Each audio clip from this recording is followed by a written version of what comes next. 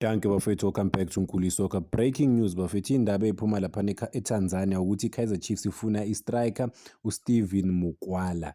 Le striker lesi abaqala ukusifuna manje bafethu, bebasifuna throughout, but umuntu besifuna kakhulu le striker lesi uCoach Nabi. But ama-report aphuma eTanzania kuthiwa bafuna iKaizer Chiefs, they still wanna sign istriker basifuna manje ngoJanuary. But ngicela nihlale nami bafethu, ningabaleki, ngifuna ukunibonisa umehluko between iqiniso namanga, because of baningi abantu abaripota nje kuphela, and ukuthi ama-agent asebenza kanjani, kanjani ukufabricate istory. Asithathe istory asise ku-media and then istory zivele siba sikhulu, but-ke baphusha i-agenda. Asingene kule striker lesi bafethu uSteven Mukwala, ukuthi u-important ngani, why would Kaizer Chiefs want this guy? Well, before waya laphana kuSimba bafethu, waya bekadlala mane eGhana, eGhana yes, but uyi-striker lesi sase-Uganda. So eGhana kulawa washaya khona amagoli bafethu, bekadlala le team le bedlala ne-Chiefs, e-Asante, le bebedlala ne-Chiefs ku-Toyota Cup, eshaya i-Kaizer Chiefs kuma-penalty, siyibonile ngitsho. So kulawa washaya khona amagoli amaningi kakhulu bafethu, washaya amagoli ayi-25 kuma-matches awu-61 plus nama-assist awu-7, meaning that every two games or so uzokwazi ukucontribute to igoli. Beka-prolific kakhulu lapha nebholeni laseGhana, kula e-Afrika bamnothisa khona, bakwazi ukumsayina naseTanzania.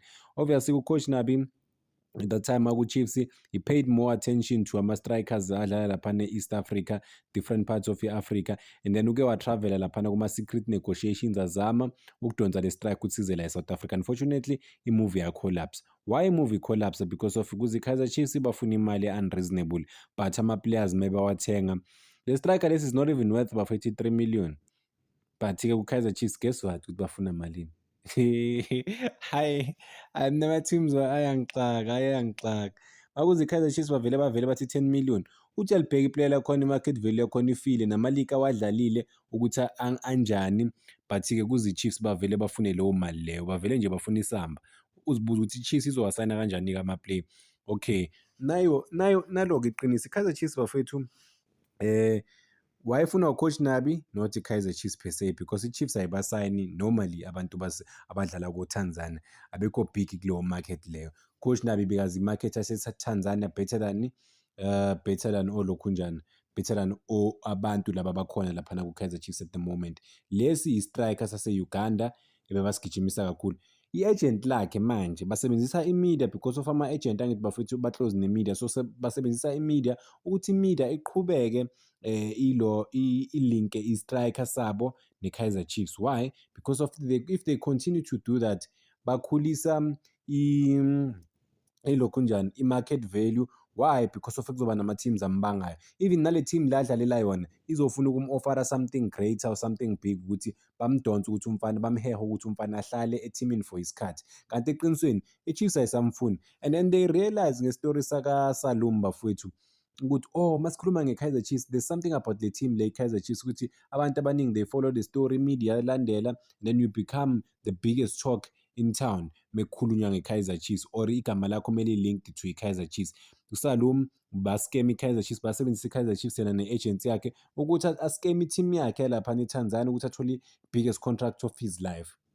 Bekwenziwa ngathi noma bekukhulunywa ngathi uSalum is the biggest midfielders, one of the biggest midfielder ebholeni lase-Africa, but that was not the truth. The truth was they use i-media yaseTanzania. You know, ku-easy kanjani ukuthenga ama-journalists. In fact, nasema-online publications lawa, lese mina nami bangangithenga abantu, to be honest. Babona ukuthi lese sengibukelwa abantu abaningi, bangangithenga abantu, bathi i-reporta ngale nto leyo lokuyiripotile izobhenefitha i-player ne-agency ye-player, because of the more bakhuluma nge-player, the more kubonakala ngathi baningi abantu abafuna i-player, ile more ukwazi ukunegotiate i-contract e-right ne-team yayo kuphela. Nanokuthi nabanye bazosebenzisa lento le i-Chiefs, ukuthi i-Chiefs iyamfuna phela lo muntu lo, ifuna ukumnika 350,000 isalary, nina nizomnika malini? Laba bathi somnika 500, yabo sebavele bayiskema, abantu bavuma. Ama-negotiations yes bewakhona during isikhathi saka-Coach Nabi, hayi manje they will still use this thing ye-Kaizer Chiefs inebhadi, ngazi ukuthi ibhadi or inhlanhla le, because of baqala ukumfuna bafethu around I think the first report, I think it was early July bemfuna umfana. If you guys remember, uCoach Nabi Tawawali noma ubani bafethu scouting, i-scout saku-Kaizer Chiefs, head of scouting, beba laphana babukela ama-game laphana eTanzania ngithi befuna le-star lesi sakuSimba and uma ngibheka umdlalo u-decent yena to be fair ebholeni laseTanzania because ufuna ama-man of the match amaningi bafowethu uma ngimcheck-a laphana. So at some point i-Chiefs beyi-confident ukuthi izomthola umdlali because of uCoach Nabi. Ngifuna ilo yakhe i-market value yalo mdlali lona bafowethu Gesani like it was just around 3 million rands. I-Chiefs beyizoyikhipha kalula le 3 million but no makuziwa mayifika i-Chiefs kuthiwa no umdlalo uyadura. I-Chiefs yabona ukuthi la sijwayelwa-ke abayikho lento le bayishiya kanjalo cause eTanzania ama-player or boMaGhana mawaya kwamanye ama-teams even noma e-North Africa babasayina ngo-100,000 US dollars. You know how much that money is? It's like let's say 1.8 million. I-Chiefs kusho ukuthi ingasayina ama-player engakhi kulawo ma-country lawo ngaboma-1.8 million ngaboma-2 million maningi ama-player bangawasayini but masokuza bona bavele bathi 10 million or 15 million i-play bafuna ukuba-scam but kula i-Chiefs ehlehla khona ithi hayi no ithi siyeke akusiyilo kuphela lelo player lelo bakhona ama-player amaningi bawafuna uCoach Nabi but uCoach Nabi kafuna ukuya all out kusayinwe lama-player angazi naye ngayibamba-ke lento le. uCoach Nabi it seems like bekasebenza nama-agent naye. Why? Because of if uzofoster i-team ukuthi iphushe kusayina ama-player lawo wena owafunayo it means nawe bowubenefitha if uzofuna ukuthi i-team yakho lo oyikhotshayo uyiphushe ukuthi isayine amanye ama-player abawa-overprice-ayo ngeke i-market value ye-player bafethu ithi i-2 million i-market value yakhe bathi 10 million ayenzi sense leyo nto le at all even through ama-negotiations uthi uyabheka i-history yebhola laseTanzania ukuthi abantu bathengwa omalini bathengwa ngo-2 million rands ngikhuluma ngamarandi bafowethu ne bathengwa ngo-2 million rands makuthiwa bayadura abantu but-ke once kweza i-Chiefs that is why maningi ama-player laphana bawa-linked to i-Kaizer Chiefs walaphana eTanzania during isikhathi saka-Coach Nabi but i-Kaizer Chiefs they stood firm but no ngeke ngeke siwathenge lama-player lawo waseTanzania ngale mali or ama-player adlala eTanzania so ngeke. So I mean yeah I think they took a right decision ukuthi bangawathengi lama-player lawo bafuna ukuba-scam. I still remember le ndaba le kaSalum bafethu kuthiwa uSalum i-Chiefs kumele ikhiphe 180 million hayi bacabanga ukuthi oBarcelona yini i-Chiefs and then kwashintshwa kwathiwa mabangakhipha around 40 million 38 million uyabona ukuthi bekudlalwa ngabo bafuna ukubona ukuthi bazoyikhipha nale mali kanti i-Chiefs yavela submitha lo offer.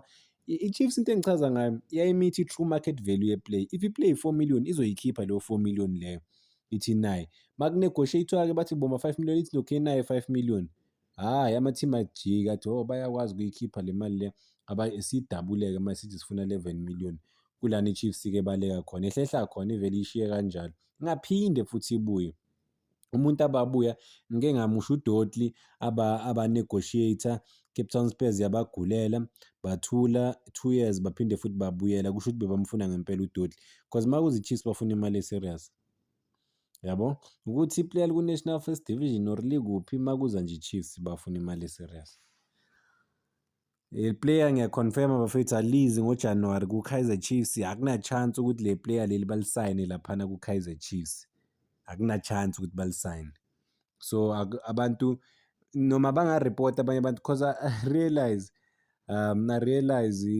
ukuthi abantu la ku-YouTube mangibona abantu bavele bareporte noma yini and then abantu bayabathemba ukuthi yiyo-ke le kuyiqiniso. And I remember when I was reporting about ama-player a-linked to i-Chiefs or azayo ku-Chiefs abanye abantu bathi I wish lento le iqiniso bengizibuza ukuthi why abantu ba-react-a kanje lese kuma-comment section bathi I wish lento iqiniso kube kuyiqiniso uthola ukuthi lento engiyi-report-ayo at the time lapho uthola ukuthi ezinye bengi-100% sure because uthola ukuthi bengikhuluma ne-agent le-player or ngi-close to i-situation ngizibuza ukuthi why abantu and then ngirealize manje ukuthi no man because of abantu ba-used to ukulalela ama-channels anamanga bavele bathi Police uza ku-Chiefs or ubani uza ku-Chiefs i-done deal. No, ama-speculations uwa-report-a njengama-speculations i-transfer ezayo uyi-report-a njenge-transfer ezayo nje kuphela abantu abaningi bathatha ama-chance. Yeah kuphela simfisela inhlanhla umdlali ukuthi adlale laphana kuSimba but ku-Kaizer Chiefs akezi and I wish if i-Chiefs nayo beyine I don't know man, but yeah, mabazo-entertain izinto kuchaza ukuthi nabo bebawe-stile isikhathi sabo mabazoloke ba-entertain izinto, but kwezinye bekumele ngabe bakhiphela iy'tatimende ukuthi asimfuni usibani bani, but-ke ngabe bawe-stile isikhathi, they don't have that time ukuthi baloke baba back and forth baphikisana nabantu ukuthi lento le right, lento le wrong, lo siyamfuna, lona asimfuni, sifuna lo, no akwenziwa lokho. So iy'mali zaseTanzania zincane kabi bafowethu, uma ngiy'bheka zincane kabi. Yazi zincane ngendlela emangazayo ukuthi bangafuna u-10 million, ngizoyibamba la, ngiyibamba la. USalom lo befunwa i-Chiefs, angithi wasebenzisa lento le yakhe ku-Chiefs ukuthi athole, manje uhola kunabo bonke abadlali baseTanzania because of lokhu kuthiwa ufunwa i-Chiefs, ufunwa i-Chiefs, ufunwa i-Chiefs. Kanti i-Chiefs seyiphumile nokuphuma kuye lapho, but balokhu basebenzisa lento le ukuthi baphushe i-Azam i-team yakhe ukuthi imnike i-contract enkulu. Cela ukuyibamba le. Danko bafowethu, cela ningakhohlwa uku-like and subscribe, making sure ukuthi i-page ilifika ku-10,000 subscribers.